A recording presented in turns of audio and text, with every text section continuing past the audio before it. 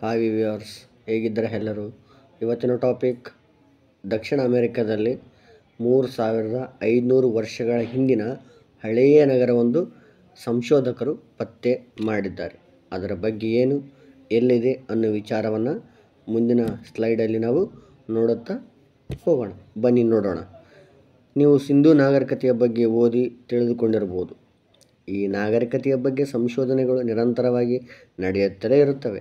ಇದೀಗ ಸಿಂಧೂ ನಾಗರಿಕತೆಯ 2 ಪ್ರಮುಖ ನಗರಗಳಾದ ಹರಪ್ಪ ಮತ್ತು ಮೊಹೆಂಜೊದಾರೋ ರೀತಿಯ 3500 ವರ್ಷಗಳ ಹಳೆಯದಾದ ನಗರವನ್ನು ಪುರಾತತ್ವ ಶಾಸ್ತ್ರಜ್ಞರು ಪತ್ತೆ ಹಚ್ಚಿದ್ದಾರೆ. ದಕ್ಷಿಣ ಅಮೆರಿಕದ ಪೆರು ದೇಶದಲ್ಲಿ ಈ ನಗರ ಪತ್ತೆಯಾಗಿದ್ದು, ಈ ಬಗ್ಗೆ ಸಂಶೋಧನೆಗಳು ತೀವ್ರಗೊಂಡಿದೆ.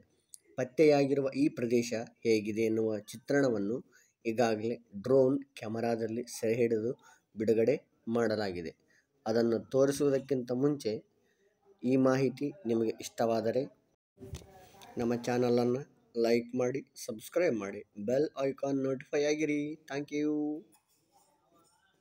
ಸಮುದ್ರ ಮಟ್ಟದಿಂದ ಸುಮಾರು 600 ಮೀಟರ್ ಎತ್ತರದಲ್ಲಿ ಕಲ್ಲು ಹಾಗೂ ಮಣ್ಣಿನ ಅವಶೇಷಗಳಿದ್ದು ವೃತ್ತಾಕಾರದ ರಚನೆ ಇದೆ. ಇದು ಮಾರುಕಟ್ಟೆಯಂತೆ ಕಂಡುಬರುತ್ತಿದ್ದು, 3500 ವರ್ಷಗಳ ಹಿಂದೆ ಈ ಸ್ಥಳದಲ್ಲಿ ವ್ಯಾಪಾರ ವಹಿವಾಟು ನಡೆಯುತ್ತಿದ್ದಿರಬಹುದು ಎಂದು ಅಂದಾಜಿಸಲಾಗಿದೆ. ಸ್ಲೈಡ್ ನೋಡ್ರಿಲ್ಲಿ. ಈ ಚಿತ್ರದಲ್ಲಿ ಕಾಣುವುದು ಹಳೆಯ 3500 ವರ್ಷಗಳ ಹಳೆಯ ನಗರ. ಅದು ದಕ್ಷಿಣ ಅಮೆರಿಕದಲ್ಲಿ ಕಂಡುಬಂದಿದೆ. ಶಾಸ್ತ್ರಜ್ಞರು ಇದನ್ನು ಪತ್ತೆ ಹಚ್ಚಿದ್ದಾರೆ. ಇದರ ಬಗ್ಗೆ ಬಹಳಷ್ಟು ಸಂಶೋಧನೆಗಳು ಕೂಡ ನಡೀತಾ ಇದ್ದಾವೆ. ಏನು, ಯಾತಕ್ಕೆ ಅಂತೇಳಿ.